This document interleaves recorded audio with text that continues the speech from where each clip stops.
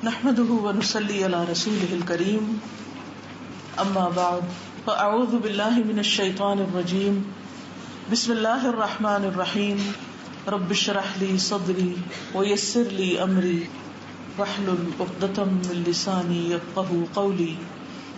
قرآن مجید میں اللہ سبحانہ وتعالی کا ارشاد ہے، یا ایھا الذین آمنوا کتب علیکم الصیام کما کتب علی الذین من قبلکم لعلکم تتقون.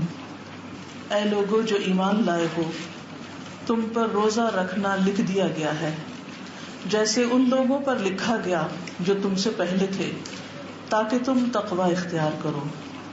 گویا اللہ سبحانہ و تعالی ہم سب سے، ایمان والوں سے یہ چاہتا ہے کہ ہم رمضان کے روزے اس لیے رکھیں تاکہ ہمارے اندر تقوی پیدا ہو. اللہ سبحانہ و تعالی یہ مہینہ ہمیں اس لیے دے رہا ہے کہ ہمارے اندر ایک تبدیلی آئے، ایک چینج آئے، ہم پہلے سے بہتر انسان بن جائیں. اور اس کے لیے ضروری ہے کہ ہمیں روزے کے بارے میں اور روزے کے مقاصد کے بارے میں اچھی طرح سمجھ بوجھ ہو، اور پھر خاص طور پر تقوی کے بارے میں ہم جانتے ہوں کہ وہ ہے کیا چیز جسے ہمیں اپنے اندر لانا ہے، اور اگر آلریڈی ہے تو اس کو بڑھانا ہے، اسے زیادہ کرنا ہے، کیونکہ اسی پر ہماری دنیا اور آخرت کی کامیابی کا انحصار ہے، اسی پر ہمارے اچھا انسان بننے کا انحصار ہے. گویا ایک مہینہ ایسا آ رہا ہے کہ جس پہ اللہ سبحانہ و تعالی ہمیں پہلے سے زیادہ اچھا دیکھنا چاہتے ہیں. تو تقویٰ کیا ہے؟ اس کو سمجھنے کے لیے، اس کو جاننے کے لیے ہمارے اندر ایک میزان ہونا چاہیے، سمجھ بوجھ ہونی چاہیے، رشد ہونی چاہیے، غور و فکر کی صلاحیت ہونی چاہیے، اور اس چیز کو پہچاننے کی قوت ہونی چاہیے جو دراصل مطلوب ہے. آپ جانتے ہیں کہ سورۃ الکہف میں کچھ نوجوانوں کا ذکر ہے جنہوں نے اللہ سبحانہ تعالیٰ سے اپنے معاملات میں رشد مانگی تھی. انہوں نے دعا کی تھی، ربنا آتنا من لدنک رحمتا وہیئ لنا من امرنا رشدا. اے ہمارے رب، ہمیں اپنے پاس سے کوئی رحمت عطا کر اور ہمارے لیے ہمارے معاملے میں درستگی کا سامان اور رشد اور سمجھ بوجھ عطا کر. تو اللہ تعالیٰ سے دعا ہے کہ وہ ہمیں بھی اپنی رحمتوں سے نوازے اور ہمیں اس مہینے کا مقصد اور روزے کا مقصد سمجھا دے، ہمیں تقوی کے بارے میں رشد عطا کرے. حقیقت یہ ہے کہ یہ قرآن انسان کو رشد کی طرف لے جاتا ہے، انسان کے اندر سمجھ بوجھ پیدا کرتا ہے. اسی لیے الحمدللہ ہر طرف رمضان کی آمد کے ساتھ ساتھ دورہ قرآن اور قرآن کو سمجھنے کا ایک ذوق اور شوق اور ہلچل سی مچ جاتی. ہر کوئی یہ معلوم کرنے کی کوشش کرتا ہے کہ میں کس طریقے سے قرآن کو سمجھ سکوں، جان سکوں. تلاوت کے علاوہ، تراویح کے علاوہ فہم قرآن کا ایک خاص ذوق اور شوق اٹھتا ہے. اس کا بھی اصل مقصد یہی ہے کہ ہمارے اندر رشد پیدا ہو اور اس رشد کے ذریعے ہم تقوی تک پہنچیں، اپنے مقصد تک پہنچیں، اپنا گول اچیو کر سکیں. جنہوں نے پہلی بار قرآن کو سنا تھا تو انہوں نے کہا، انا سمعنا قرآنا عجبا یہدی الی الرشد فآمنا بہ. بلا شبہ ہم نے ایک عجیب قرآن سنا ہے جو رشد کی طرف لے جاتا ہے، سیدھی راہ کی طرف لے جاتا ہے، تو ہم اس پر ایمان لے آئے ہیں. تو اللہ کرے کہ یہ رمضان اور اس کے روزے اور اس میں قرآن کو پڑھنا، کیونکہ یہ قرآن نازل بھی کب ہوا؟ رمضان میں. شہر رمضان الذی انزل فیہ القرآن. رمضان وہ مہینہ ہے جس میں قرآن نازل ہوا ہے. تو رمضان جو کہ روزے اور قرآن دونوں کے ساتھ مخصوص ہے، تو ان دونوں کے ذریعے اللہ سبحانہ وتعالی ہمیں ایک خاص قسم کی سمجھ بوجھ اور رشد عطا کرتے ہیں. ہمیں بھوکا پیاسا رکھ کے، ہماری نیند میں کمی کر کے، ہمیں خواہشات پر کنٹرول کرنے کی صلاحیت عطا کر کے، تاکہ ہم اس چیز کی حقیقت کو پا سکیں، اپنی حقیقت کو، دنیا کی حقیقت کو، آخرت کی حقیقت کو، اور پھر ہم سیدھی راہ پر چل پڑے، صحیح سمت ہمیں نصیب ہو، اس قرآن کے ذریعے رشد نصیب ہو. اور پھر اس کا فائدہ کیا ہوگا؟ یعنی جب ہمیں رشد نصیب ہوگی تو ہمارے لیے تقویٰ کی منزلیں بہت آسان ہو جائیں گی، مختصر ہو جائیں گی، ہماری بہت سی پریشانی اور کنفیوژن ختم ہو جائے گی، اور اللہ سبحانہ وتعالی ہمارا بہترین ولی مرشدہ بن جائے گا قرآن کی تعلیم کے ذریعے، کہ جس سے ہمیں رہنمائی نصیب ہوگی. رشد وہ چیز ہے کہ جس سے انسان کو دنیا اور آخرت کی کامیابی نصیب ہوتی ہے. تو اس لیے ہمیں دعا کرنی چاہیے کہ اللہ آج کی اس مجلس سے ہمیں تقویٰ کا صحیح مفہوم عطا کر دے. ربنا آتنا من لدنک رحمتا وہیئ لنا من امرنا رشدا. قرآن مجید سے یہ حقیقت ہمیں بہت اچھی طرح سمجھ میں آ گئی ہے کہ روزہ تقویٰ کے حصول کا بہترین ذریعہ ہے، کیونکہ ہم نے حاصل تقویٰ کرنا ہے. یعنی اگر کوئی یہ پوچھے کہ سارے رمضان میں اور روزوں اور قرآن ان سب چیزوں کے ذریعے پایا کیا، یا ہمارے اپنے اندر ایک سینس آف اچیومنٹ ہو کہ کیا پایا، تو وہ ایک ون ورڈ میں تقویٰ ہے. اور یہ تقویٰ اگر حاصل ہو گیا تو ہم کامیاب ہو گئے، اور اگر یہ نہیں پایا تو باقی ساری چیز صرف ایک ایکٹیویٹی ہے، ایک ایکسرسائز ہے، مقصد نہیں. جیسے ہم کھانا کھاتے ہیں تو کھانا کھانا مقصد نہیں ہوتا، کھانے کے ذریعے بھوک مٹانا مقصد ہوتا ہے، قوت حاصل کرنا مقصد ہوتا ہے. تو جب ہم روزہ رکھتے ہیں تو اس سے ہمیں اصل میں کیا حاصل کرنا ہوتا ہے؟ تقویٰ حاصل کرنا ہوتا ہے. روزہ ایک طریقہ ہے، ایک ذریعہ ہے، ایک مینز ہے جس کے نتیجے میں ہمیں کچھ حاصل کرنا ہے. اب وہ تقویٰ کیا ہے؟ عام طور پر تقویٰ کا معنی لوگ کہتے ہیں اللہ کا ڈر یا اللہ کی محبت، وہ بھی ٹھیک ہے، لیکن وہ تقویٰ کا نتیجہ ہے.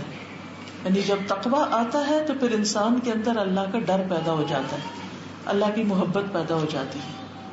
لیکن تقویٰ کا اصل لفظی معنی ہوتا ہے وقاء، یقی سے ہے یہ لفظ، جس کا مطلب ہوتا ہے بچنا اور اپنے آپ کو بچانا. کس چیز سے بچانا یا کس چیز سے بچنے کی قوت پیدا ہونا؟ وہ ہے اللہ کی نافرمانی، اللہ کی ناراضگی کے کاموں سے بچنا.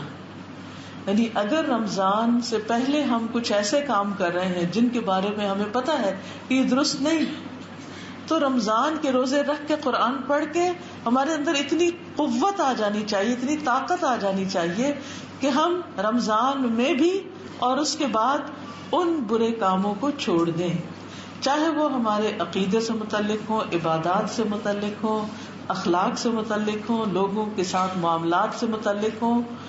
کوئی بھی چیز جس کے بارے میں ہم جانتے ہیں کہ یہ ہم ٹھیک نہیں کر رہے، خواہ وہ اپنی ڈیوٹی، خواہ کوئی جاب ہم کرتے ہیں، کچھ پڑھتے ہیں، کچھ لکھتے ہیں، ان چیزوں میں ہم کمی کوتاہی کر رہے ہیں، ڈنڈی مار رہے ہیں، کہیں بھی کچھ جو غلط کر رہے ہیں، ان ساری چیزوں کے بارے میں جہاں جہاں ہم غلط ہیں وہاں وہاں ہم اپنی اصلاح کے قابل ہو جائیں، ہمارے اندر ایسی قوت پیدا ہو جائے کہ ہم ان برائیوں کو چھوڑ سکیں.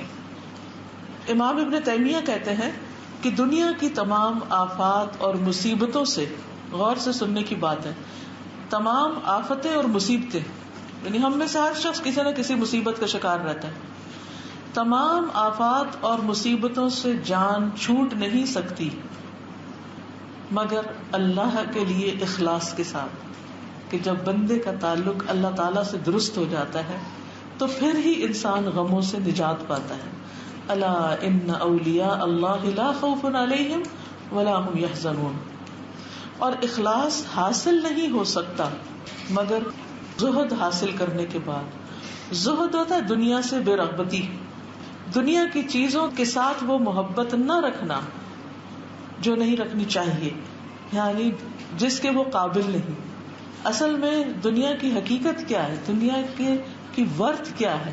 حدیث میں ہمیں کیا بتایا گیا؟ آپ میں سے بہت سے لوگوں نے وہ حدیث سنی بھی ہوگی کہ اگر دنیا کی قیمت ایک مچھر کے پر کے برابر، پورا مچھر بھی نہیں، مچھر کے پر کے برابر بھی ہوتی تو اللہ سبحانہ و تعالیٰ کسی کافر و مشرک کو دنیا میں سے ایک گھونٹ پانی بھی نہ دیتا، لیکن ہم دیکھتے ہیں کہ ان کے پاس بہت کچھ ہے، مگر جتنا کچھ بھی کسی کے پاس ہے اس کی حیثیت اللہ کی نگاہ میں ایک مچھر کے پر سے زیادہ نہیں. پوری دنیا کی دولت بھی کوئی حقیقت نہیں رکھتی اللہ سبحانہ و تعالیٰ کی رضا کے مقابلے میں، اللہ کی رحمت جو جنت کی شکل میں ہے اس کے مقابلے میں. تو انسان جب دنیا کو بہت زیادہ اہمیت دیتا ہے تو دراصل میں ایک دھوکے کا سامان کر رہا ہوتا ہے. وہ اپنی محبت کو، اپنی توجہ اور اپنی انرجیز کو ایسی چیز پر لگا رہا ہوتا ہے جو اس قابل نہیں کہ ان کے پیچھے اتنی محنت کی جائے جتنی انسان کو اپنی آخرت کے لیے کرنی چاہیے. تو کہتے ہیں کہ زہد جب تک نہ ہو اس وقت تک اخلاص نہیں آتا، کیونکہ جب تک ہم اللہ سبحانہ و تعالیٰ کو ہر چیز سے زیادہ نہیں چاہیں گے تو پھر وہ خالص والی بات تو نہیں نا، سنسیئرٹی تو نہیں. ہم زبان سے کہتے بھی رہے اللہ تعالیٰ بہت بڑا ہے، ہمیں اللہ سے محبت ہے، لیکن اس سے زیادہ ہمیں اپنی نیند سے محبت ہو، اس سے زیادہ ہمیں کھانے پینے سے ہو، اس سے زیادہ ہمیں دنیا کی چیزوں سے ہو، شاپنگ اور ادھر ادھر کی جو آسائش کی اور زینت کی چیزیں ہیں. تو پھر کہہ کچھ رہے ہیں اور کر کچھ رہے ہیں، قول و فعل میں ایک تضاد ہے. تو بہرحال جب تک زہد یعنی دنیا ضرورت ہے، دنیا سے محبت نہیں، وہ حاصل نہیں ہوتا تو اس وقت تک اخلاص نہیں ملتا. اور زہد حاصل نہیں ہو سکتا مگر تقوی اپنانے کے بعد. تقوی سے ہی زہد ملتا ہے. اور تقوی سے مراد کیا ہے کہ جن چیزوں کا اللہ نے حکم دیا ان کو کرنا، اور جن چیزوں سے اللہ نے روکا ہے ان سے رک جانا. اگر رمضان ہمارے اندر یہ قوت پیدا کر دے کہ ہم ان چیزوں سے رک جائیں کسی کے کہے بغیر، صرف اللہ کی خاطر جن سے اللہ نے روکا ہے، خواہ وہ حرام رزق ہے یا حرام تعلقات ہیں یا جھوٹ بولنا ہے، گفتگو کی خرابیاں ہیں یا اپنے اندر کی خیانت ہے، کچھ بھی ہے، نمازوں میں کمی کوتاہی ہے یا اپنی ڈیوٹیوں اور اپنی ذمہ داریوں میں کمی کوتاہی، کچھ بھی، ان سب چیزوں کو ہم کیوں نہیں چھوڑ پاتے؟ ہم میں سے کتنے لوگ ہیں جن کو پتا ہے غیبت حرام ہے، اس کے باوجود غیبت کیے چلے جاتے ہیں. سب کو پتا ہے کہ کسی کا مذاق اڑانا حرام ہے، اس کے باوجود آپ دیکھیں لوگ ایک دوسرے کا مذاق اڑا رہے ہیں. سب کو پتا ہے کسی پہ جھوٹا الزام لگانا، الزام تراشی کرنا، بہتان تراشی کرنا حرام ہے، اللہ تعالیٰ کی ناراضگی کا سبب ہے، لیکن اس کے باوجود لوگ بے دریغ ایسے کام کر رہے ہوتے. کیوں نہیں رک پاتے؟ کیوں نہیں رک پاتے؟ اس لیے کہ وہ قوت نہیں ہے اندر جو ان کو روک دے. اسی قوت کا نام تقویٰ ہے کہ اللہ تعالیٰ کا ایسا ڈر، اللہ تعالیٰ کی ایسی محبت کہ جو انسان کے اندر ایسی جڑ پکڑتی ہے کہ پھر انسان اللہ کی خاطر ہر چیز چھوڑنے کو تیار ہو جاتا ہے. اللہ سبحانہ وتعالیٰ نے تمام لوگوں کو، اولین اور آخرین کو، یہ وصیت کی کہ وہ تقوی اختیار کریں. سورۃ النساء میں آتا ہے وَلَقَدْ وَصَّيْنَا الَّذِينَ أُوتُوا الْكِتَابَ مِن قَبْلِكُمْ وَإِيَّاكُمْ أَنِ اتَّقُوا اللَّهَ، بلا شبہ ہم نے ان لوگوں کو جنہیں تم سے پہلے کتاب دی اور تمہیں بھی تاکیدی حکم دیا. وصینا تاکیدی حکم ہے کہ اللہ کا تقوی اختیار کرو. اور پھر جب کوئی تقوی اختیار کر لیتا ہے تو وہ اللہ سبحانہ وتعالیٰ کی نگاہوں میں سب سے زیادہ عزت والا بن جاتا ہے. ان اکرمکم عند اللہ اتقاکم. جس شخص کے اندر تقوی پیدا ہو جاتا ہے گویا ہر خیر کی کنجی اس کو مل جاتی، یعنی اسے ہر نیکی کی توفیق ہو جاتی. بہت دفعہ نیکی کے کام ہوتے ہیں ہماری ریچ میں، ہماری پہنچ میں، توفیق نہیں ہوتی اس کو کرنے کی. تو جب تقویٰ آتا ہے اندر کی ایک ایسی کیفیت آتی ہے کہ پھر نیکی کرنا آسان اور برائی کرنا مشکل ہو جاتا ہے. ایک شخص رسول اللہ صلی اللہ علیہ وسلم کے پاس آیا، اس نے کہا اے اللہ کے رسول مجھے وصیت کیجیے. آپ نے فرمایا میں تمہیں اللہ کے تقویٰ کی نصیحت کرتا ہوں، کیونکہ تقویٰ ہر خیر کو اکٹھا کرنے والا ہے. سبحان اللہ. آپ دیکھیے رمضان سے کیا ملے گا؟ تقویٰ. اور تقویٰ سے کیا ملے گا؟ ہر خیر. ہر خیر اور بھلائی عام ہو جائے گی. تمام مسائل کا حل ہے یہ. جتنے بھی پریشانیاں ہیں آپ دیکھیے، ہم میں سے ہر شخص کسی نہ کسی پریشانی کا شکار رہتا ہے، پھر اس کے اثر میں رہتا ہے، پھر اس کا سٹریس لیتا رہتا ہے، پھر کبھی اس کو سناتا ہے، کبھی اس کو سناتا ہے، کبھی اس کے آگے روتا ہے، کبھی اس کے آگے روتا ہے. مسئلہ حل ہی نہیں ہو پاتا. ہر ایک سے مشورے لیتے رہتے ہیں لیکن مسئلہ اپنی جگہ پر ہی رہتا ہے. تو اس کا بھی حل کیا ہے؟ قرآن مجید میں اللہ تعالیٰ فرماتے ہیں وَمَن يَتَّقِ اللَّهَ يَجْعَل لَّهُ مَخْرَجًا وَيَرْزُقْهُ مِنْ حَيْثُ لَا يَحْتَسِبُ، کہ جو اللہ کا تقوی اختیار کرے گا اللہ تعالیٰ اس کے لیے مشکلات سے نکلنے کا راستہ بنا دے گا، اس کی رکاوٹیں دور ہو جائیں گی اور اس کو وہاں سے رزق روزی دے گا جہاں سے اس کا گمان بھی نہیں ہوگا، اس نے سوچا بھی نہیں ہوگا، وہاں سے دروازہ کھل جائے گا. کتنے ہی لوگ ہیں جو اپنے رزق کے معاملے میں، روزی کے معاملے میں پریشان رہتے ہیں، تو اس میں بھی رکاوٹ دراصل ہمارے اپنے گناہوں کی وجہ سے ہوتی ہے. بعض اوقات تو تقویٰ جو ہے رزق کے دروازے کھول دیتا ہے. سورۃ الطلاق میں آتا ہے وَمَن يَتَّقِ اللَّهَ يَجْعَل لَّهُ مِنْ أَمْرِهِ يُسْرًا، جو کوئی اللہ کا تقویٰ اختیار کرے گا اللہ اس کے لیے ہر معاملے میں آسانی پیدا کر دے گا، کام آسان ہو جائیں گے، دنیا کے کام بھی آسان ہو جائیں گے. ہم میں سے اکثر لوگ شکایت کرتے ہیں کہ بڑی رکاوٹیں ہیں، جو کام کرتے ہیں کاروبار اس میں رکاوٹ ہوتی ہے، رشتوں کے معاملات اس میں رکاوٹ ہوتی ہے، کوئی بھی چیز شروع کرتے ہیں رکاوٹ آ جاتی ہے، کام گڑبڑ ہو جاتے ہیں. کی کیا ہے کنجی کیا ہے؟ تقویٰ، اللہ کا ڈر. اور اللہ کا ڈر کیسا ڈر کہ جو بھی ہم اللہ کی ناراضگی کے کام کر رہے ہیں ان کو چھوڑ دیں. اسی طرح تقویٰ خوف اور غم سے نجات کا ذریعہ ہے. قرآن مجید میں سورۃ یونس میں اللہ تعالیٰ فرماتے ہیں الا ان اولیاء اللہ لا خوف علیہم ولا هم يحزنون الذین آمنوا وکانوا یتقون. آگاہ رہو کہ اللہ کے دوستوں پر نہ کوئی خوف ہوگا اور نہ وہ غمگین ہوتے ہیں. کون ہے وہ دوست؟ وہ جو ایمان لائے اور وہ تقوی اختیار کرتے ہیں. گویا تقوی کے آنے سے ہمیں کیا نصیب ہوگا؟ اللہ کی دوستی. اور اللہ کی دوستی نصیب ہونے سے خوف اور غم ختم ہو جائیں گے، مٹ جائیں گے. دنیا کے علاوہ آخرت کی کامیابی کا ذریعہ بھی تقوی ہے. اللہ تعالیٰ فرماتے ہیں سورۃ القصص میں تِلْكَ الدَّارُ الْآخِرَةُ نَجْعَلُهَا لِلَّذِينَ لَا يُرِيدُونَ عُلُوًّا فِي الْأَرْضِ وَلَا فَسَادًا وَالْعَاقِبَةُ لِلْمُتَّقِينَ. یہ آخرت کا گھر ہم ان لوگوں کے لیے مخصوص کر دیں گے جو زمین میں بڑائی یا فساد نہیں چاہتے، اور بہتر انجام تقوی والوں ہی کے لیے ہے. جنت میں داخلے کا باعث بھی تقوی ہی ہے. لیکن الذین اتقوا ربهم لهم غرف من فوقها غرف مبنیۃ تجری من تحتها الانہار وعد اللہ لا یخلف اللہ المیعاد. لیکن وہ لوگ جنہوں نے اپنے رب کا تقوی اختیار کیا ان کے لیے بالا خانے ہیں جن کے اوپر خوب بالا خانے، بلند سے بلند عمارتیں جن کے نیچے سے نہریں بہ رہی ہیں. اللہ کا وعدہ ہے، اللہ اپنے وعدے کی خلاف ورزی نہیں کرتا. پھر اسی طرح حضرت ابو ہریرہ سے مروی ہے کہ رسول اللہ صلی اللہ علیہ وسلم سے پوچھا گیا کہ لوگوں کو اکثر کون سی چیز جنت میں داخل کرتی ہے، جنت میں سب سے زیادہ کیا چیز لے جانے والی ہے؟ آپ نے فرمایا اللہ کا تقوی اور اچھا اخلاق. گویا رمضان ایک موقع ہے انسان کو جہنم سے بچانے کا اور جنت میں داخل کرنے کا. اب سوال یہ پیدا ہوتا ہے کہ کون کون سے کام ایسے ہیں جن کے ذریعے ہمارے اندر تقویٰ پیدا ہو سکتا ہے. سب سے پہلی چیز تو اللہ کے لیے خالص ہونا. اس لیے رمضان میں آپ نے ہر نیکی کا کام، کیونکہ نیکیوں کا موسم بہار ہے نا، ہر نیکی کا کام کرنے سے پہلے اپنی نیت کو اللہ کے لیے خالص کرنا ہے. ہر کام سے پہلے کیا کرنا ہے؟ نیت کو اللہ سبحانہ وتعالیٰ کے لیے خالص کرنا ہے. کیونکہ خالص توحید کے بغیر تقویٰ نہیں آتا. حدیث میں آتا ہے جان لو تم اس وقت تک اللہ کا تقویٰ اختیار نہیں کر سکتے جب تک اللہ پر ایمان نہ لاؤ. یعنی اس ایمان میں کہ اللہ کی ذات، اللہ کی صفات، اس کے ناموں، ہر چیز پر ایمان کہ وہ دیکھ رہا ہے، وہ سن رہا ہے، وہ جانتا ہے. مجھے لوگوں کو دکھانے کے لیے کام نہیں کرنے، مجھے صرف اور صرف اللہ کی رضا کے لیے کام کرنا ہے. قرآن مجید میں آتا ہے وَسَيُجَنَّبُهَا الْأَتْقَى کہ جہنم سے بچا لیا جائے گا تقوی والا.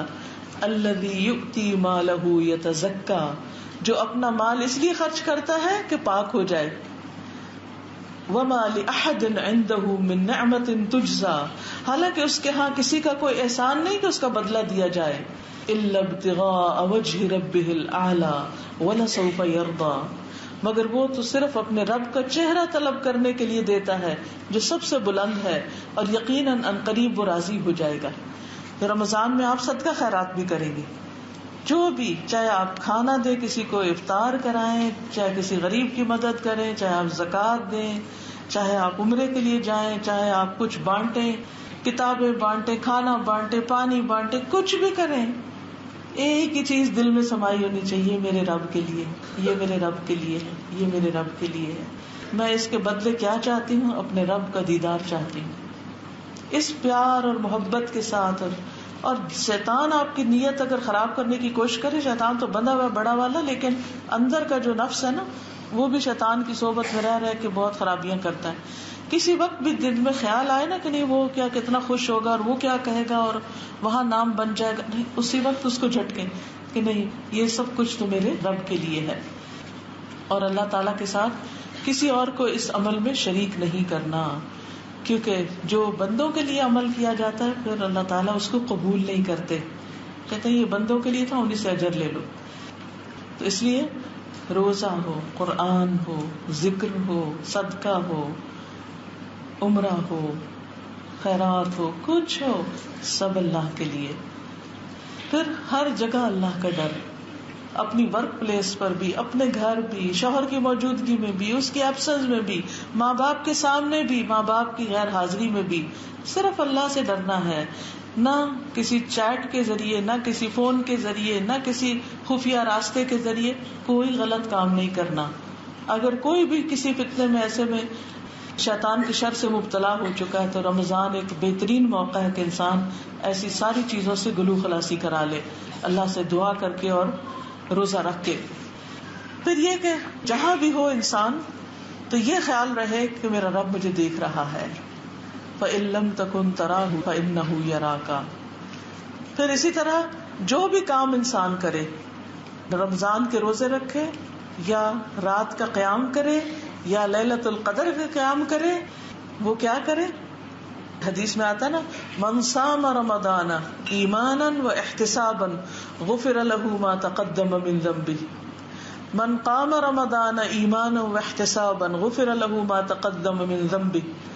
من قام لیلۃ القدر ایمانا واحتسابا غفر له ما تقدم من ذنبه. کہ جس نے ایمان اور احتساب کے ساتھ خالص اللہ کی رضا کے لیے رمضان کے روزے رکھے، راتوں کا قیام کیا، لیلۃ القدر کو جاگے قیام کیا، اس کے پچھلے سارے گناہ معاف ہو جائیں گے. لیکن شرط کیا ہے؟ ایمانا و احتسابا، اللہ پر ایمان رکھتے ہوئے اور نیکی اور اجر کی توقع اللہ تعالیٰ سے رکھتے ہوئے. پھر اسی طرح یہ ہے کہ تقوی اس وقت پیدا ہوتا ہے جب انسان اللہ تعالیٰ کے احکامات پر عمل کرتا ہے. یا ایھا الناس اعبدوا ربکم الذی خلقکم والذین من قبلکم لعلکم تتقون. عبادت کس غرض سے؟ تاکہ دل میں تقوی پیدا ہو. اے لوگوں اپنے رب کی عبادت کرو جس نے تمہیں اور تم سے پہلے لوگوں کو پیدا کیا تاکہ تمہارے اندر تقوی پیدا ہو. تو عبادت ذریعہ ہے کیا پیدا کرنے کا؟ تقوی. ٹھیک ہے. پھر اسی طرح قرآن مجید میں آتا ہے یا ایھا الذین آمنوا اتقوا اللہ حق تقاتہ ولا تموتن الا وانتم مسلمون. اے لوگوں جو ایمان لائے ہو، اللہ سے ڈرو، اللہ کا تقوی اختیار کرو جیسے حق ہے اس کے تقوی کا، اور تمہیں موت نہ آئے مگر اس حال میں کہ تم مسلمان ہو. تو اتقوا اللہ حق تقاتہ کا معنی کیا ہے؟ کہ اللہ کی اطاعت کی جائے اور اس کی نافرمانی نہ کی جائے، اس کا ذکر کیا جائے اور اس کو بھولا نہ جائے، اس کا شکر کیا جائے اور اس کی ناشکری نہ کی جائے. یہ ہے تقوی. اور پھر اللہ تعالیٰ کے بتائے ہوئے راستوں پر ہی انسان گامزن رہے، چلتا رہے، اسی کی دی ہوئی ہدایت کو اپنی ہدایت بنائے، کسی اور کی طرف نہ دیکھے کہ وہ کون اور مجھے کیا کرنے کا مشورہ دیتا ہے. بعض لوگ ایسا ہوتا ہے انہیں اللہ کا حکم پتہ چلتا ہے نا، مثلا نماز کا حکم یا حجاب کا حکم یا کسی اور کام کا، پھر وہ کیا کرتے ہیں؟ پھر لوگوں سے مشورہ کرنے بیٹھ جاتے ہیں. آپ کیا کہتے ہیں کہ مجھے ان حالات میں حجاب کرنا چاہیے؟ آپ کیا کہتے ہیں مجھے ان حالات میں یہ نوکری چھوڑ دینی چاہیے جبکہ پتہ ہو کہ یہ حرام ہے؟ سود چھوڑنے کی بات آتی ہے، قرآن پڑھیں گے آپ رمضان میں تو سود کی بات آئے گی کہ سود اللہ اور اس کے رسول کے خلاف جنگ کی بات ہے. لیکن پھر ہم کیا کرتے ہیں, آیت بھی سن لیتے ہیں, معنی بھی جان لیتے ہیں, پھر جا کے لوگوں سے مشورہ شروع کر دیتے ہیں. تو یہ تقویٰ نہیں ہے. تقویٰ کیا ہے کہ اللہ نے جو رہنمائی کی ہے اس کو اختیار کیا جائے. والذین اہتدوا زادہم ھدی وآتاہم تقواہم, جن لوگوں نے ہدایت پائی اللہ ان کو اور زیادہ ہدایت دیتا ہے. جو ہدایت قبول کر لیتے ہیں اللہ اور دیتا ہے اور تقویٰ عطا کرتا ہے. پھر اسی طرح یہ ہے کہ گناہوں سے بچنے کی پوری کوشش, چھوٹی چھوٹی برائیوں سے بھی بچنا. ابو درداء کہتے ہیں مکمل تقویٰ یہ ہے کہ انسان اللہ سے اتنا ڈرے کہ ذرہ برابر چیز سے بھی پرہیز کرے. جیسے نبی صلی اللہ علیہ وسلم نے ایک جوتا پہن کے اور ایک جوتا نہ پہن کے ننگے پاؤں چلنے سے منع کیا. تو کسی بزرگ کا قول ہے کہ میں ایسی حالت میں ایک قدم بھی نہیں چلنا چاہوں گا کیونکہ اسے منع کیا گیا. کہا یہ کہ انسان کے اچھا ایسی مجبوری ہو تو پھر کیا کرے, ایسی ہو تو کیا کرے. ٹھیک ہے اگر ایک پاؤں میں کوئی تکلیف ہوگی, جوتا پہن ہی نہیں سکتے, بیساکھی پہ ایک اور بات ہے, تو چلیں گے بھی ایک ہی ٹانگ پہ پھر. لیکن عام لوگوں کے لیے حکم جو ہے, جب حکم آ جائے تو پھر اس کے بعد انسان کے کہ اب میرا کوئی دن اللہ کی نافرمانی میں نہ گزرے. نافرمانی تو بڑی بات ہے, جو چیز دل میں کھٹک جائے اس کو بھی چھوڑ دو. تقویٰ کیا ہے؟ ابن عمر کہتے ہیں بندہ تقویٰ کی حقیقت کو نہیں پا سکتا, یعنی تقویٰ اس کے اندر آ ہی نہیں سکتا جب تک کہ اس بات کو نہ چھوڑے جو دل میں کھٹکتی.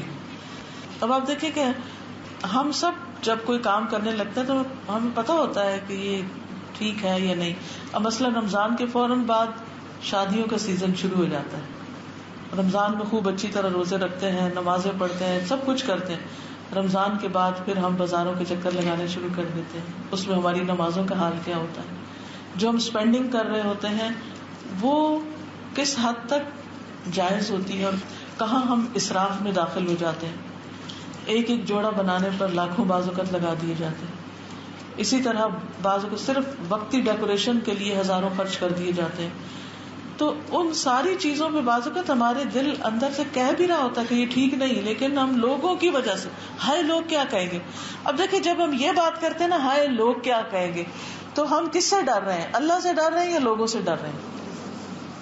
جس وقت دل میں خیال آئے کہ ہائے لوگ کیا کہیں گے, اپنے آپ کو خود ہی پکڑ لیں کہ میرے اندر تو ابھی اللہ کا ڈر آیا ہی نہیں. اگر اللہ کا ڈر ہوتا تو پھر میرے دل میں یہ آتا کہ ہائے اللہ تعالیٰ کیا کہیں گے. یہ تھوڑی ہوتا کہ لوگ کیا کہیں گے. جو کام ہم لوگوں کے ڈر سے کرتے ہیں, چاہے اچھے کرتے ہیں, وہ بھی ٹھیک نہیں, کیونکہ لوگوں کی خاطر تو نہیں کرنا, اور اگر غلط کرتے ہیں لوگوں کی وجہ سے تو بھی ٹھیک نہیں. اصل ہمارا معبود تو اللہ ہی ہے. پھر اسی طرح سوری کہتے ہیں کہ انما سموا متقین لانہم اتقوا ما لا یتقى.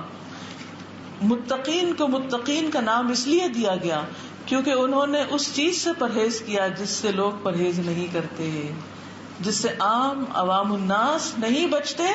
متقین ان سے بھی بچتے ہیں, وہ بھیڑ چال نہیں اختیار کرتے, لوگوں کا پیچھا نہیں کرتے کہ آج کل ٹرینڈ کیا ہے. اب آپ دیکھیے صرف ٹرینڈز کو فالو کرنے میں ہم نے اپنے لباس کا حال کیا کر لیا.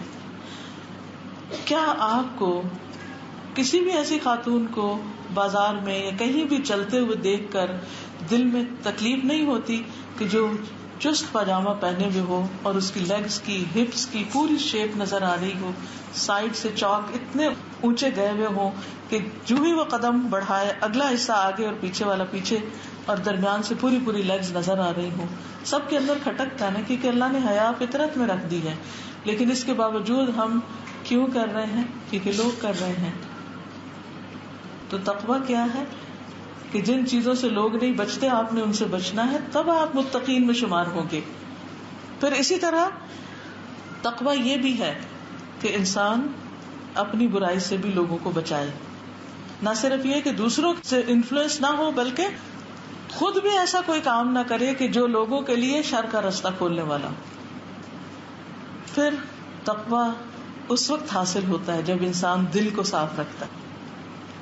رمضان کے روزے نہ صرف یہ کہ ہم سے ایکسٹرا فوڈ اور باقی چیزوں کو چھڑاتے ہیں, بلکہ اس کے ذریعے ہمارے اندر یہ چیز پیدا ہونی چاہیے کہ ہم برے خیالات اور لوگوں کے خلاف بدگمانیوں اور نفرتوں، بغض اور حسد اور دشمنیوں، ان چیزوں سے اپنے دل کو پاک کریں. جو رشتہ دار روٹھے ہوئے ہیں ان کو منا لیں، کچھ فرق نہیں پڑتا. ہو سکتا ہے ساری غلطی ان کی ہو، کیونکہ ہم کیوں نہیں آگے بڑھتے؟ ہم نے تو کال کیا تھا، انہوں نے رپلائی نہیں کیا. ہم نے تو سلام کیا تھا، انہوں نے جواب ہی نہیں دیا. ہم تو گئے تھے، انہوں نے ہمیں پوچھا ہی نہیں.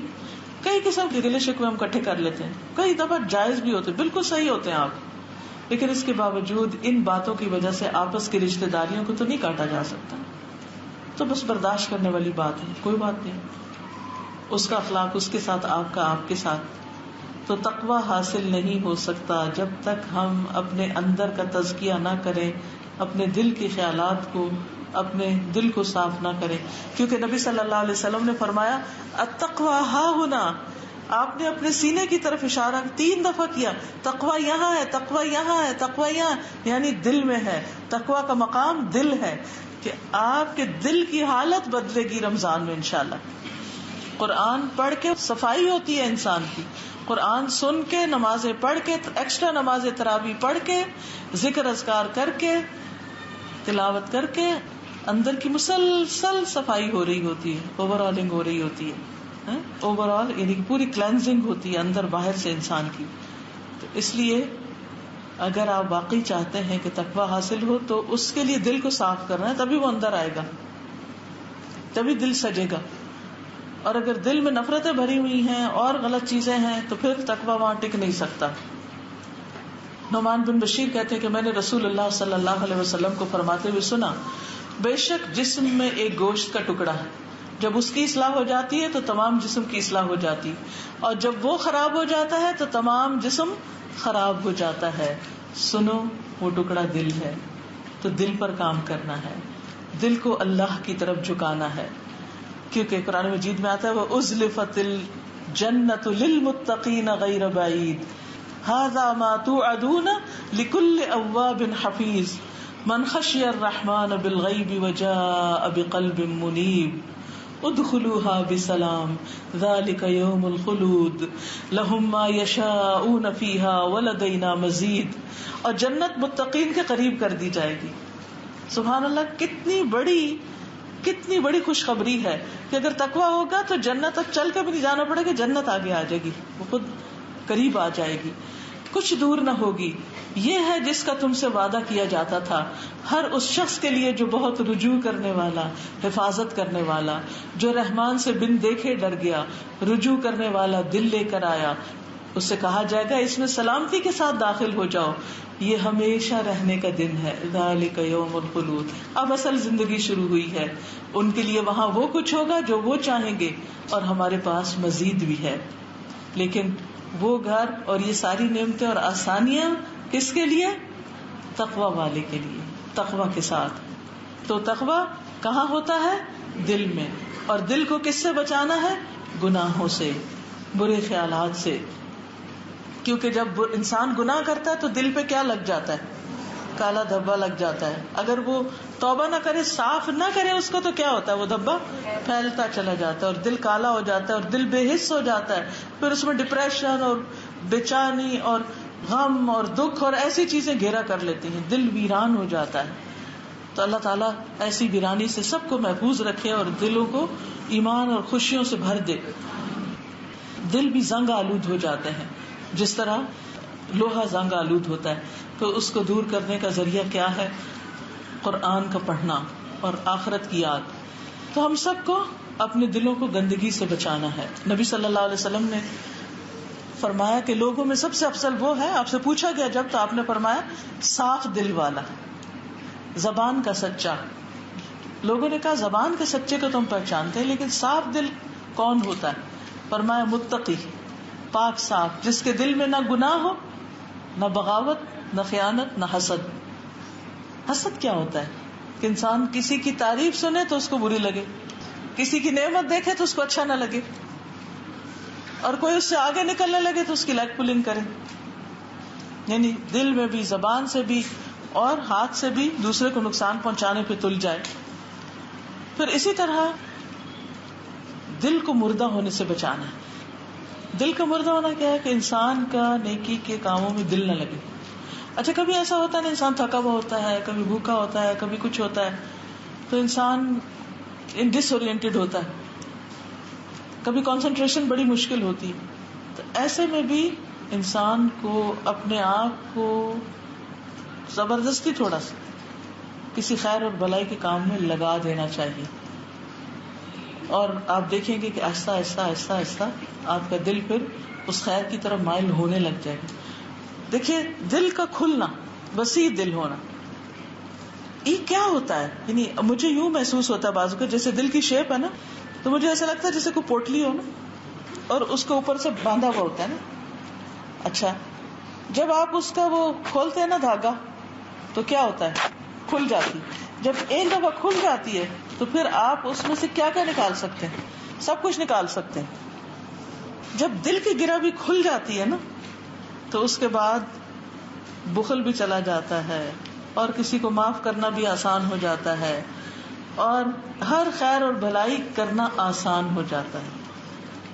اس گرہ کے کھلنے کی دعا کرنی چاہیے کہ یا رب میرے اندر کی تنگی دور ہو جائے, میرا دل وسیع ہو جائے, اور پھر خیر و بھلائی اور نیکی کے کاموں کا شوق اور جذبہ اور محبت بڑھ جائے.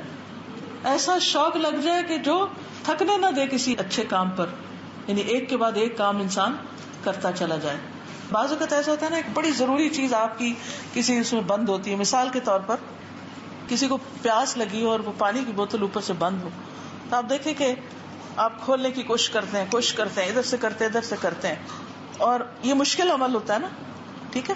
لیکن جب یہ سیل اتر جاتی ہے اور آپ ڈھکن کھول لیتے ہیں, تو اس کے بعد آپ کو کتنا پانی ملتا ہے؟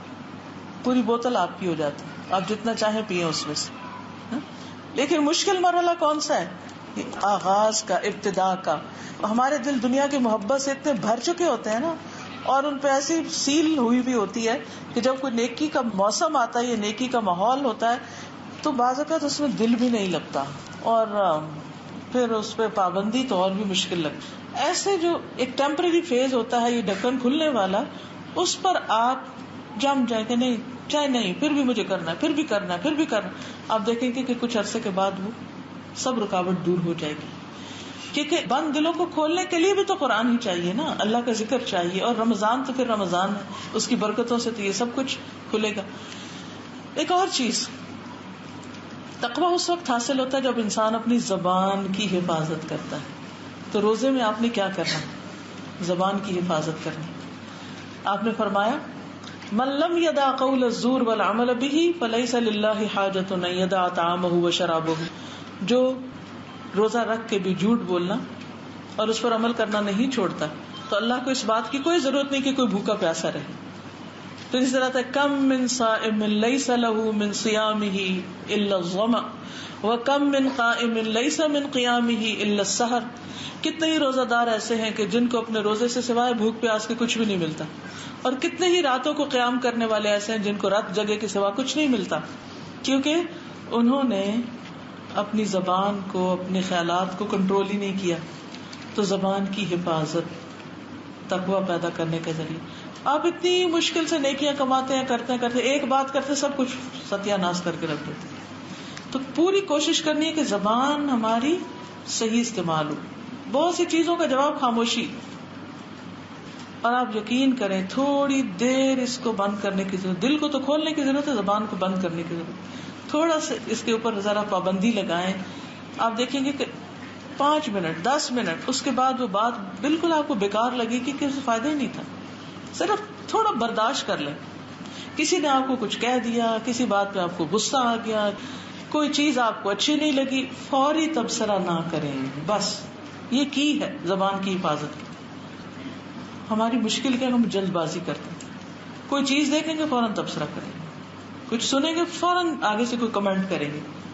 ایکسٹرا کمنٹس ختم کر لیں, ججمنٹل نہ, فوراً جج کر لیں. یہ اس لیے ہوا, اپنے پاس سے اس کے من گڑت اسباب بتائیں گے جو حقیقی بھی نہیں ہوتے بعض اوقات. وہ کہاں لکھے جائیں گے, ہمارے سوچنے کی بات ہے. جب تک پوری طرح بات سمجھے نا فیصلہ نہ کریں. بعض کو بچے لڑائی جھگڑا کر رہے ہوتے ہیں, تو ایسی صورت میں ہمیں بہت محتاط رہنے کی ضرورت ہے. آپ سمجھیں کہ اصل روزہ تو زبان کا روزہ ہے، کیونکہ سب سے زیادہ یہ انسان کو خوار کرتی اور پھر انسان کے اندر بے چینی بھی اسی کی وجہ سے ہوتی ہے. رسول اللہ صلی اللہ علیہ وسلم نے فرمایا کسی کا ایمان درست نہیں ہوتا جب تک کہ اس کا دل درست نہ ہو، اور اس کا دل درست نہیں ہوتا جب تک زبان درست نہ ہو. تو تقویٰ کہاں سے آئے گا اگر زبان ہی درست نہیں؟ دوسری بڑی مشکل زیادہ باتوں سے بچنا ہے. رمضان میں کم بولنا، یہ اپنے ٹارگٹس میں رکھیں، کم بولنا. پہلے زمانے میں تو چپ کا روزہ ہوتا تھا، شکر ہے ہم پہ وہ نہیں لازم ہوا. حضرت زکریا علیہ السلام کے بارے میں آتا ہے، حضرت مریم علیہ السلام کے بارے میں آتا ہے کہ ان کو کیا حکم دیا گیا، بس اشاروں سے بات کرو. اور پھر حضرت مریم کو کہا کہ بچہ بولے گا، آپ نہیں بولیں گی جب آپ پہ الزام تراشی کی جائے گی. تو بہت سے مواقع پر بہت ڈیفینسو ہونے کی ضرورت نہیں، بہت زیادہ اپنے دفاع کی ضرورت نہیں. اللہ تعالیٰ خود ہی حقیقت کھول دے گا. بس تھوڑے دن ذرا صبر کر لیں، تھوڑا سا کنٹرول کر لیں، دیکھیں تو صحیح ہوتا ہے کیا، کر کے تو دیکھیں آپ. اس کے بدلے میں اللہ آپ کو ایسی دل کی ٹھنڈک دے گا. وقتی طور پہ بہت ابال ہوگا، بہت غصہ ہوگا، اور انسان کہے گا کہ میں ہار گیا، اور انا کا مسئلہ بھی بعض اوقات بن جاتا. لیکن نہیں، کر کے دیکھیں، بہت سے جھگڑے ختم ہو جائیں گے، بہت سی پریشانیاں ختم ہو جائیں گی. تو کثرت کلام سے بچنا ہے. پھر اس کے بعد آپ دیکھیں لغو سے بھی اجتناب کرنا ہے، فضول باتوں سے جن کا کوئی مقصد نہ ہو. بعض اوقات ہم کہیں بھی اکٹھے ہوتے ہیں، حتیٰ کہ تراویح پڑھنے کے لیے اکٹھے ہوتے ہیں، دورہ قرآن کے لیے اکٹھے ہوتے ہیں. جب مومنٹ وہ ختم ہوتی ہے تو آپ دیکھیں کس قدر شور اٹھ جاتا ہے باتوں کا. وہ جو سنا ہوتا ہے اس کو جذب ہی نہیں کرتے، جو تراویح وغیرہ پڑھی ہوتی ہے اس کو اپنے اندر سموتے ہی نہیں، کہ بول بال کے سب اڑا دیتے ہیں. جب آپ قرآن کی تلاوت کریں، اس کے بعد دعا کریں، اللہ سے راز و نیاز کریں. جب آپ دورہ قرآن سنیں اس کے بعد بڑی خاموشی اختیار کریں، غور و فکر کریں کیا سنا ہے. جب تراویح پڑھیں تو اس کے بعد اپنے لیے دعا کریں، اللہ سے باتیں کریں، لوگوں سے زیادہ باتیں نہیں. ہاں اگر کسی کو ضرورت ہو تو ٹھیک ہے، لیکن ادروائز نہیں. پھر اگر کوئی جھگڑنے کو آ جائے تو پھر تو کہنا انی صائم، میں تو روزے سے ہوں، میں روزے سے ہوں. کیونکہ رسول اللہ صلی اللہ علیہ وسلم نے فرمایا روزہ صرف کھانا پینا چھوڑنے کا نام نہیں، روزہ تو لغو اور رفث یعنی خواہشات سے بچنے کا نام ہے. لہٰذا اگر تمہیں کوئی گالی دے یا جہالت سے پیش آئے تو تم اسے کہو میں تو روزہ دار ہوں، میں جواب نہیں دے سکتا. پھر اسی طرح کسی قسم کی گالی گلوچ تو بالکل ہی آؤٹ ہے. کوئی بھی دے رہا ہو تو اس کا جواب نہیں دینا، فرشتے دے دیں گے آپ کی طرف سے، آپ فکر نہیں کریں. پھر اسی طرح پورا مہینہ جب آپ یہ کریں گے، تو میں کہیں پڑھ رہی تھی کہ لیٹسٹ ریسرچ یہ ہے کہ اگر کوئی شخص 30 ڈیز یا 31 ڈیز سے لے کے 40 ڈیز تک کوئی کام کرتا ہے تو وہ چیز اس کی عادت میں شامل ہو جاتی. اگر 30 دن یہ رمضان کے یا 29 دن، جو بھی اللہ کو زیادہ پتا ہے، یہ تو لوگوں کی ریسرچ ہے نا، اللہ کو زیادہ پتا تھا کہ 30 دن چاہیے یا کتنے دن چاہیے. تو جو بھی اللہ دن دیتا ہے، اتنے دنوں میں اگر ہم اپنی زبان کو کنٹرول کرنا سیکھ جائیں گے تو انشاءاللہ پہلے سے بہتر انسان بنے گے، باقی زندگی بھی اچھی گزرے گی. پھر اسی طرح یہ ہے کہ جھوٹ، غیبت، چغلی یہ تو بالکل ہی آؤٹ ہے نا، ان کا تو کوئی سوال ہی پیدا نہیں ہوتا. اور اگر کوئی آپ سے کر رہا ہے تو اس کو بھی کہیں کہ رمضان کا مہینہ ہے، ان باتوں سے ہم اپنا روزہ کیوں خراب کریں، اللہ سے دعا کریں، صبر کریں. چھٹی چیز جو کرنے کی ہے وہ ہے زہد اختیار کرنا. روزہ جو ہے خواہشات نفسانی کو ختم کرنے کا ذریعہ ہے، کم کرنے کا ذریعہ ہے.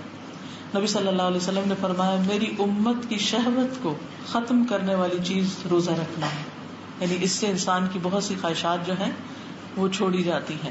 امام احمد کہتے ہیں تقویٰ یہ ہے کہ کسی خوف کے پیش نظر کسی ایسی چیز کو چھوڑ دینا جس کو آپ چاہتے ہیں. اچھا ہمارے اندر خوف کیا ہے؟ کہیں اللہ کے یہاں پوچھ نہ ہو، پکڑ نہ ہو، کہیں اس عمل سے قبر کا عذاب نہ ہو. تو یہ جو ہمارے اندر ڈر ہے نا، یہ اللہ کے سامنے جا کے کھڑے ہونا ہے. اس دن کے ڈر سے، اس برے انجام کے ڈر سے انسان اپنی پسندیدہ چیزیں چھوڑ دے کہ یہ میں کروں گا تو میری پکڑ ہو جائے گی، چاہے کتنی بھی پسند ہو. یہ ہے اصل تقویٰ. تو رمضان میں اصل میں ہم نے کیا کرنا؟ اللہ کے ڈر سے ہر ناجائز چیز خواہ وہ ہمیں کتنی پسند ہو اس کو چھوڑنا ہے. وَأَمَّا مَنْ خَافَ مَقَامَ رَبِّهِ وَنَهَى النَّفْسَ عَنِ الْهَوَى فَإِنَّ الْجَنَّةَ هِيَ الْمَأْوَى. جو اپنے رب کے سامنے کھڑا ہونے سے ڈر گیا اور اس نے نفس کو خواہش سے روک لیا تو بے شک جنت اس کا ٹھکانہ ہے. اللہ کے سامنے کھڑے ہونے سے ڈرنا اور خواہش سے، چاہے باتوں کی بہت خواہش ہو، اس کو بھی چھوڑ دیں. امام راغب کہتے ہیں کہ تقویٰ سے مراد نفس کی حفاظت ایک ایسی چیز سے کرنا جو گناہ میں ڈالتی ہے. یعنی کوئی بھی چیز جو آپ کو گناہ میں ڈال دیتی ہے. مثلا آپ کا موبائل ہے، آپ کو پتا ہے جب آپ اٹھائیں گے تو پھر آپ کو ایسی چیز لگا بیٹھیں گے کہ جو دیکھنا درست نہیں، پڑھنا درست نہیں، سننا درست نہیں. تو اب اس ایڈکشن سے جان کر کہ یہ باقاعدہ ایڈکشن بن چکی ہے کہ جیسے جب نشہ ختم ہوتا ہے نا، وہ اس کا اثر ختم ہوتا ہے تو پھر وہ انسان کہتا ہے کہ اب میں وہ اسی طرح نیند میں بھی ہاتھ سے ٹٹول رہے، کہاں ہے موبائل، اور کھانا کھاتے ہوئے بھی اور سفر میں بھی، ہر جگہ. اور پھر چلو اگر کوئی کام کی چیز ہے تو اور بات ہے، لیکن اگر آپ اس میں سے سلپ ہو رہے ہیں اور ایسی چیزوں پہ جا رہے ہیں، ایسی چیزیں کر رہے ہیں جو آپ کو وقت ضائع کر رہی ہیں، جو آپ کو حرام میں مبتلا کر رہی ہیں، اس کو اٹھا کے کہیں رکھ دیں. اپنے اوپر خود پابندی لگائیں. کیونکہ امام راغب تو یہ کہتے ہیں کہ تقویٰ کی تکمیل اس وقت ہوتی ہے جب انسان حرام کے ساتھ مباح چیزوں کو بھی چھوڑتا ہے. مباح کا مطلب جو جائز ہوتی ہیں، کچھ ان کو بھی چھوڑ دیتا ہے صرف اس لیے کہ ان کے کرنے سے بھی بعض اوقات میں آف ٹریک ہو جاتا ہوں. پھر اسی طرح غافل کرنے والی چیزوں سے بچنا ہے. ایسے ٹی وی پروگرامز، ایسی چیزیں ہاں کمپیوٹر پہ دیکھیں یا ٹی وی پہ دیکھیں یا کہیں کہ جو آپ کو غافل کر دیں. کچھ لوگ کیا کرتے ہیں، وہ روزہ کاٹنے کے لیے کیا کرتے ہیں، ٹی وی لگا لیتے دل بہلانے کے لیے، ٹائم پاس ہو جائے. نہیں، یہ ٹائم اتنا سستا نہیں ہے، یہ صرف انٹرٹینمنٹ کے لیے نہیں ہے. اپنے آپ کو ایسی چیزوں کا عادی بنائیں جس سے آپ اپنی آخرت کما سکیں. پھر اسی طرح سادگی اختیار کرنا. زہد کا ایک تقاضا کیا ہے کہ اپنے کاموں میں سادگی اختیار کی جائے، کیونکہ سادگی ایمان کا حصہ ہے. جب دنیا کی زینت ایکسٹرا میں اختیار کرنے لگتے ہیں تو ہمارا بہت سا وقت خرچ ہو جاتا ہے، بہت سا وقت اس میں چلا جاتا ہے. عید کے کپڑے بنائیں پہنیں، لیکن اس میں بھی سادگی اختیار کریں. گھروں کی آرائش اور ڈیکوریشن میں بھی، بہت سی چیزوں میں، تاکہ ہم اس تقویٰ کے لیول کو پہنچ سکیں. رسول اللہ صلی اللہ علیہ وسلم نے فرمایا، جو شخص اللہ تبارک و تعالی کی خاطر تواضع اختیار کرتے ہوئے عمدہ کپڑے پہننے کی قدرت کے باوجود سادہ لباس اختیار کرے، اللہ اسے قیامت کے دن ساری مخلوق کے سامنے بلا کر یہ اختیار دے گا کہ وہ ایمان کے جوڑوں میں سے جسے چاہے پسند کر لے. یعنی بہت بڑی جزا ہے اس کے لیے. ایسا نہیں کہ خرید نہیں سکتا انسان، سلوا نہیں سکتا، بنوا نہیں، سب افورڈیبل ہے، لیکن صرف کہ میری نماز کی خشوع و خضوع میں نقصان ہوتا ہے، یا یہ کہ میری حیات پامال ہوتی، یا پھر یہ کہ میں اس مال کو ایکسٹرا کہیں اور بہتر کام میں لگا سکتا ہوں، کوئی بھی ریزن. تو انسان اللہ کی خاطر، اپنی آخرت کی خاطر اپنی عادات میں سادگی لانے کی کوشش کرے، اس سے تقویٰ حاصل ہوگا. پھر 7ویں چیز، رمضان کی رحمتیں اور برکتیں جانتے ہوئے خوشی سے روزہ رکھنا. روزوں کو بوجھ نہ سمجھے کہ جون کے روزے آ رہے ہیں، موسم بڑا خراب ہے، کیا بنے گا. نہیں، خوشی سے. اور ایسی برکت ہوتی ہے رمضان کی کہ آپ یقین کریں ہر موسم میں انسان پار ہو ہی جاتا ہے، رکھ ہی لیتا ہے. شروع میں تھوڑی سی جھجک ہوتی ہے، لیکن پھر انسان کہتا ہے اچھا یقین نہیں آتا کہ سارا رمضان روزے رکھ لیے. نبی صلی اللہ علیہ وسلم نے فرمایا، رمضان کی پہلی رات ہی شیاطین اور سرکش جنات کو قید کر دیا جاتا ہے، دوزخ کے دروازے بند کر دیے جاتے ہیں، ایک دروازہ بھی کھلا نہیں رہتا. جنت کے دروازے کھول دیے جاتے ہیں، ایک دروازہ بھی بند نہیں رہتا. پکارنے والا پکارتا ہے، اے خیر کے طالب آگے بڑھ، اے شر کے طالب ٹھہر جا. اللہ تعالیٰ بہت سے لوگوں کو آگ سے آزاد کر دیتے ہیں، اور ایسا ہر رات میں ہوتا ہے رمضان کی. تو ہر رات دعا کرے، اللہ میری گردن کو جہنم کی آگ سے آزاد کر دے. خاص طور پہ روزے میں جب پیاس لگے، بھوک لگے، گرمی لگے، تو اس وقت آپ کیا کہیں کہ اللہ مجھے آخرت کی گرمی سے بچا لینا، مجھے اس دن کے پیاسا ہونے سے بچا لینا. پھر یہ ہے کہ روزے کی حالت میں دعائیں قبول ہوتی. کام کرتے، اٹھتے، بیٹھتے، چلتے پھرتے، مانگے مانگے مانگے، خوب خوب اللہ سے دعائیں کرے تاکہ رمضان میں ساری مشکلات سے چھٹکارا ہو جائے.